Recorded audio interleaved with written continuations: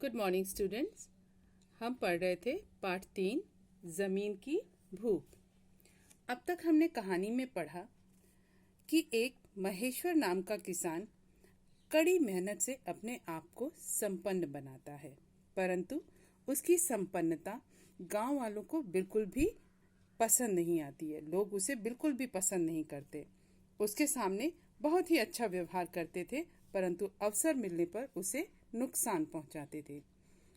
एक दिन महेश्वर के गांव में एक परदेसी किसान आया और उसने बताया कि वो सतलज पार से आ रहा है।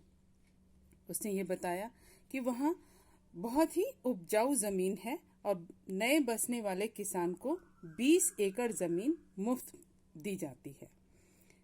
अब क्या था, महेश्वर गांव के लोगों के व्यवहार से तो असंतुष्ट था, तो उसने अपना गांव छोड़ दिया और परिवार के साथ उस जगह जा पहुंचा जिसकी चर्चा परदेसी किसान ने की थी।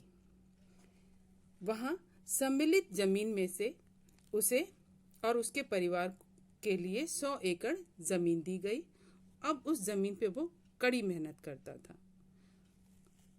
पहले से अधिक संपन्न हो गया था, परंतु उसके जो जमीन की भूख थी उसके अंदर वो समाप्त नहीं हुई थी। एक दिन एक सौदागर उसके गांव आया। उस सौदागर ने बताया कि वो नेतानी नदी के पार से आ रहा है। उसने बताया वहां इतनी अधिक उपजाऊ जमीन खाली पड़ी है कि जितनी चाहे उसे जोत लो। सौदागर की बात सुनते ही महेश्वर नेतानी नदी के पार की जमीन का किसान बनने के सपने देखने लगा और दूसरे दिन उसने सौदागर को विदा किया और वहां के लोगों के लिए उस स्थान के बारे में पूछताछ करने लगा जिसके बारे में सौदागर ने बताया था। वहां के लोगों के लिए उसने भेंट देने के लिए चाय के डिब्बे, मिठाई, कपड़े और अनेक वस्तुएं ले ली। घर की देखभाल का काम अपनी पत्नी को सौंप दिया और साथ में एक आदमी लेकर वो यात्रा पर निकल पड़ा। 7 दिन बाद उस जगह जा पहुंचा जहां से कोलों की बस्ती आरंभ होती थी। उसने देखा कि नदी के किनारे जमीन ही जमीन है, सब खाली पड़ी है। वहां के लोग खेती नहीं करते थे, पशुपालन और शिकार ही उनकी जीविका का आधार था। जीविका का अर्थ होता है जीने के लिए किए जाने वाला कार्य, जीवन निर्वाह करने वाला व्यवसाय। वहां के लोग सीधे और सरल स्वभाव के थे। महेश्वर ने साथ लाई वस्तुओं की भेंट देकर उन लोगों को खुश कर दिया।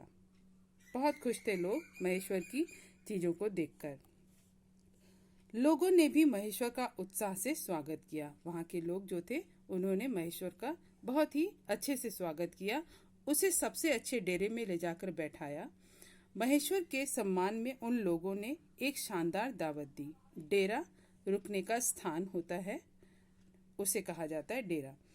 तो अब महेश्वर के सम्मान में वहां के लोगों ने एक बहुत ही बढ़िया दावत भी दी। महेश्वर ने कहा, मैं आपकी जमीन देखकर बहुत खुश हुआ हूँ। हमारे यहाँ जमीन की कमी है और वह आपकी जमीन की तरह उपजाऊ भी नहीं है। ये तो इसने गलत कहा, क्योंकि इसकी जो जमीन थी जिस पे ये काम कर रहा था अभी तक, वो भी जमीन बहुत उपजाऊ थी, परंतु इसके अंदर जमीन पाने की लालच थी। इसलिए इसने यहाँ पर उनसे कहा कि मेरे पास जो जमीन है, मैं जहाँ रहता हूँ वहाँ की जमीन यहाँ की जमीन की तरह उपजाऊ नहीं है। उसी समय एक आदमी रोईदार बड़ी टोपी लगाए वहां आया। सब उसके सम्मान में खड़े हो गए। दुभाषिए ने बताया कि ये हमारा मुखिया है। वहां के लोगों ने बताया कि ये हमारा मुखिया है। जो रोईदार टोपी लगाकर आदमी आया था उसके सम्मान में सब लोग खड़े हो गए और लोगों ने बताया कि ये हमारा मुखिया है। महेश्वर भी उसके सम्मान में खड़ा हो गया। उसने तुरंत अपने सामान में से बढ़िया बढ़िया चीजें निकाली और मुखिया को भेंट कर दी। मुखिया ने महेश्वर की भेंट सहर्ष स्वीकार कर ली। लोगों ने मुखिया को महेश्वर के आने का उद्देश्य बताया। अब वहां के लोगों ने बताया कि ये महेश्वर यहाँ पर किस लिए आया है। मुखिया ने अपने साथियों की बातें सुनकर महेश्वर से कहा, हमारे यहाँ जमीन की कमी नहीं है, जितनी चाहे अपनी पसंद की उतनी जमीन ले लो। तुम्हें जितनी जमीन चाहिए उतनी जमीन तुम ले सकते हो। महेश्वर ने कहा, मैं चाहता हूं कि जो जमीन लूं कस्बे की अदालत में उसकी पक्की लिखा पढ़ी हो जाए। महेश्वर ने कहा, अदालत में इस जमीन की पक्की लिखा पढ़ी हो जाए ताकि मेरे से ये जमीन कोई ले ना सके फिर वापस। जब मुखिया ने महेश्वर की शर्त मान ली तब महेश्वर ने पूछा, जमीन किस भाव मिलेगी। उसने मुखिया से पूछा कि किस दाम में मुझे ये जमीन मिलेगी। मुखिया ने देखो क्या बोला, 1000 रुपया प्रतिदिन। 1000 रुपया प्रतिदिन, मुखिया ने उत्तर दिया। महेश्वर चकित हुआ, बोला, मेरी समझ में नहीं आया, एक दिन का यह कैसा हिसाब है। मुखिया ने कहा, एक दिन में पैदल चलकर जितनी जमीन तुम नाप लो उतनी ले लो। मुखिया ने बोला, जितनी तुम पैदल चलकर जितनी भी जमीन पे तुम एक दिन में जितना पैदल चल लोगे वो जमीन तुम्हारी होगी और एक दिन का मूल्य 1000 होगा। एक शर्त और है, यदि तुम जहां से चलना शुरू करोगे उसी स्थान पर उसी दिन सूर्यास्त के पहले लौटकर नहीं आए तो तुम्हें जमीन नहीं मिलेगी और तुम्हारा 1000 रुपया भी जब्त कर लिया जाएगा। मुखिया ने बोला कि जहां तक तुम चलोगे एक दिन में वो तो जमीन तुम्हारी होगी, लेकिन तुम्हें उसी दिन में सूर्यास्त होने से पहले तुम्हें वापस जहां से तुमने चलना शुरू किया है, अगर तुम वहां वापस नहीं लौटे तो तुम्हारा 1000 रुपया भी ले लिया जाएगा। महेश्वर ने सोचा कि दिन भर में बहुत सारी जमीन घेरी जा सकती है। वह तुरंत मुखिया की शर्त पर जमीन लेने को तैयार हो गया। बात पक्की हो गई। अब अगली सुबह की प्रतीक्षा थी। रात भर उसे नींद नहीं आई।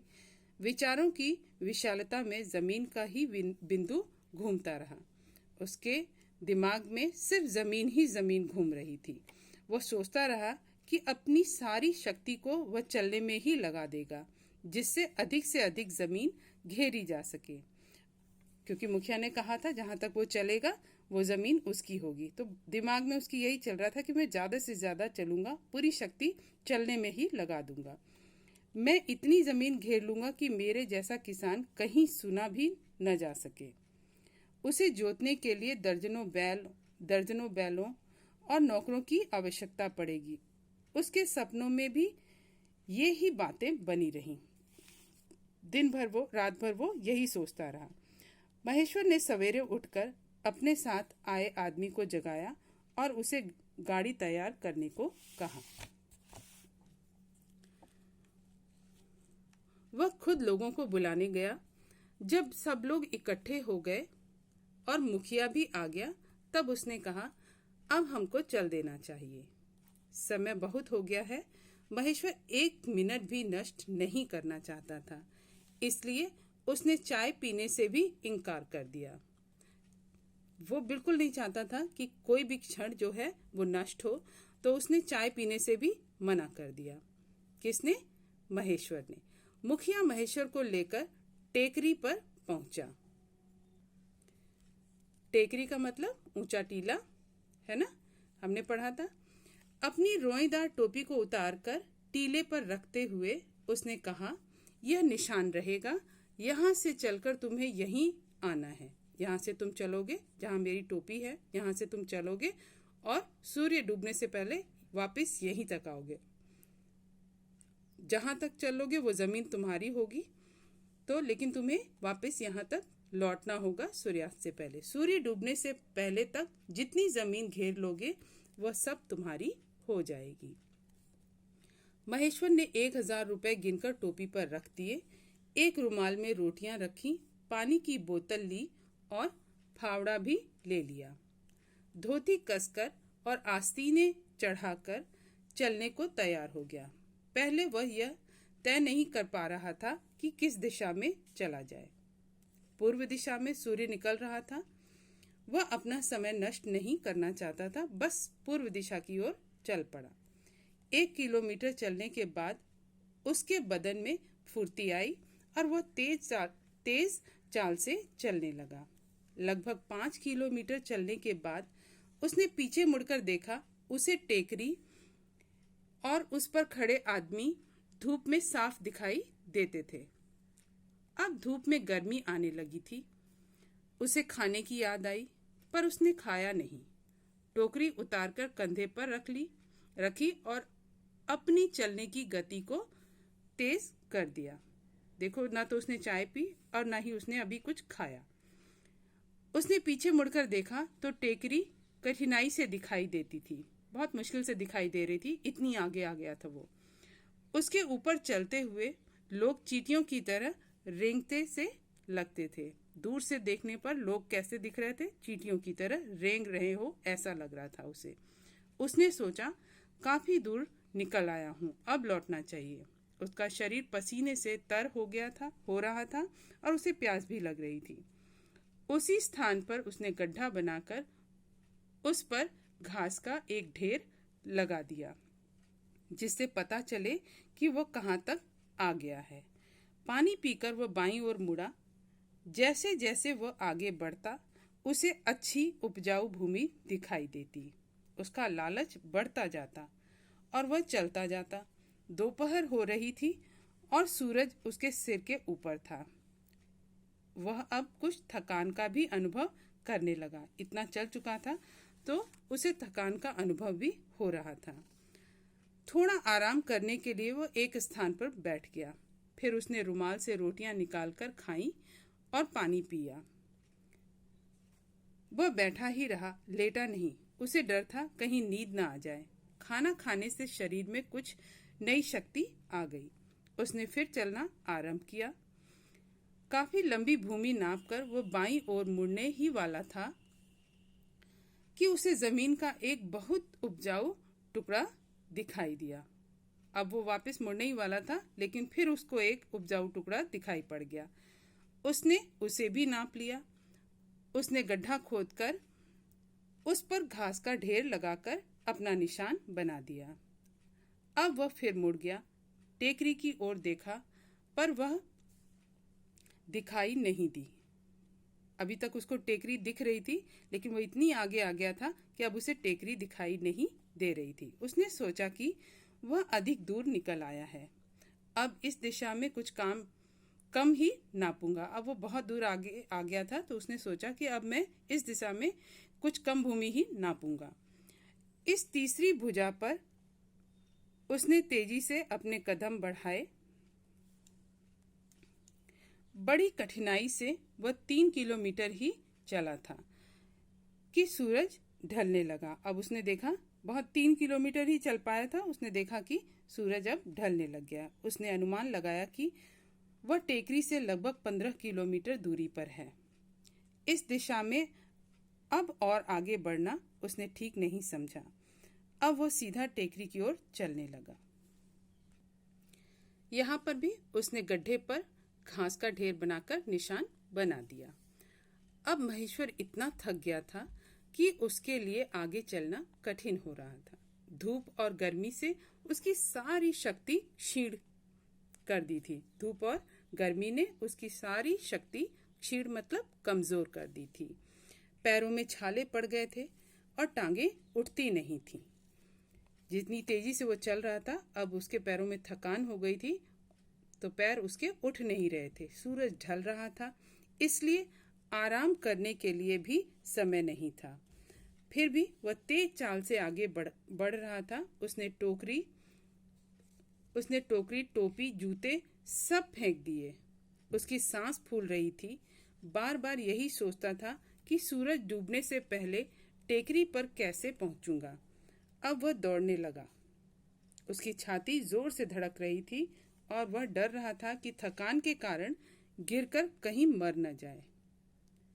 इतनी थकान हो गई थी, उसकी छाती जो है, सीना जो है उसकी बहुत ही तेज धड़क रहा था। उसने अपने जो जूते थे, टोपी, सब चीज उसने फेंक दी ताकि वो जल्दी अपने डेस्टिनेशन पे पहुंच सके। अब इतनी थकान हो रही थी उसे कि उसे ये डर लग रहा था कहीं थकान के कारण गिरकर वो मर न जाए। पर उसने दौड़ना बंद नहीं किया। वह उन लोगों के सामने हार मानकर अपनी हंसी नहीं कराना चाहता था। सूरज क्षितिज में समाया जा रहा था। क्षितिज मतलब आसमान। महेश्वर भी अपने निकट के स्थान पर आ गया था, बहुत ही पास आ गया था जहां उसे पहुंचना था। टेकरी पर खड़े लोग चिल्लाकर उसे उत्साहित कर रहे थे, उसे प्रोत्साहित कर रहे थे आगे बढ़ने के लिए। उसका उत्साह बढ़ा रहे थे। उत्साहित करने का मतलब है उसका उत्साह बढ़ाना। उसे टेकरी पर टोपी और उसके निकट बैठा मुखिया साफ दिखाई दे रहे थे। उसने निराश दृष्टि से सूर्य की ओर देखा। बहुत ही निराश हो रहा था। सूर्य की ओर देखा। सूर्य धरती के नीचे धंस चुका था। महेश्वर जान गया था कि टेकरी तक पहुंचते पहुंचते अंधेरा हो जाएगा। उसके मुख से एक चीख निकल गई। उसकी सारी मेहनत व्यर्थ हो गई। उसकी जो मेहनत थी, जितनी दूर तक वो चल कर गया, फिर दौड़ता हुआ वापस आया, तो वो सारी मेहनत उसकी व्यर्थ हो गई थी। टेकरी पर लोग अब भी पुकार रहे थे। वे ऊंचाई पर थे और अब भी उन्हें सूरज दिखाई दे रहा था। महेश्वर ने भी देखा कि टेकरी पर अभी धूप है। अपनी सारी शक्ति समेटकर उसने लंबी सांस खींची और वह आंख मूंदकर टेकरी की ओर दौड़ा। टेकरी के पास वह मुंह के बल गिरा और मुख से चीख निकल पड़ी। उसके हाथ टेकरी पर रखी मुखिया की टोपी तक पहुंच चुके थे। मुखिया ने कहा, देखो भाई, इसने कितनी जमीन ले डाली है। महेश्वर का नौकर दौड़कर आ गया। उसने महेश्वर को उठाना चाहा। महेश्वर के मुख से खून बह रहा था। वह मर चुका था। इतनी मेहनत की, इतना दौड़ा, इतना जमीन के पीछे भागा, इतना थक चुका था कि वह टेकरी के पास पहुंचकर उसके मुख से चीख निकल गई और चीख के साथ उसकी मृत्यु हो गई। और मुखिया ने लोगों को बोला कि देखो, इसने कितनी जमीन नापी है, अभी तक कहाँ तक ये चलकर आया, कितनी जमीन इसने ले डाली है। महेश्वर का नौकर दौड़ कर आया। उसने महेश्वर को उठाना चाहा, किंतु महेश्वर के मुख से खून बह रहा था और वह मर चुका था। मुखिया के आदमी दुखी भी थे और महेश्वर पर हंस भी रहे थे। वे दुखी भी थे, इतनी मेहनत कर गया महेश्वर, लेकिन उसे कुछ नहीं मिला, और महेश्वर पर हंस भी रहे थे कि इसके अंदर कितनी जमीन की भूख थी। उस पर उसको, उन लोगों को हंसी आ रही थी। नौकर ने महेश्वर के लिए कब्र खोदी और उसने उसमें दफना दिया। महेश्वर के लिए अब केवल 2 मीटर जमीन ही पर्याप्त थी। महेश्वर ने कितनी जमीन नापी? सिर्फ 2 ही मीटर उसके लिए वो जमीन पर्याप्त थी। तो जीवन का मूल्य क्या है, यहाँ पर देखिए, हमें लालच नहीं करना चाहिए, क्योंकि ज़रूरतों को पूरा किया जा सकता है, परंतु लालच को नहीं। हमारी जो ज़रूरतें होती हैं उन्हें हम पूरा कर सकते हैं, परंतु हमारे मन में जो लालसा होती है और अधिक पाने की, उसको हम कभी भी पूरा नहीं कर सकते। इसलिए जीवन में इस अवगुण को कभी भी नहीं आने देना चाहिए। तो पाठ हमारा यहीं पर समाप्त होता है। अगली वीडियो में हम आगे के अभ्यास को करेंगे, इस पाठ से जो भी संबंधित अभ्यास हैं। तब तक जो भी आपको पढ़ाया गया है, सही उच्चारण के साथ इस पूरे पाठ को आप पढ़िए और अपना ध्यान रखिए।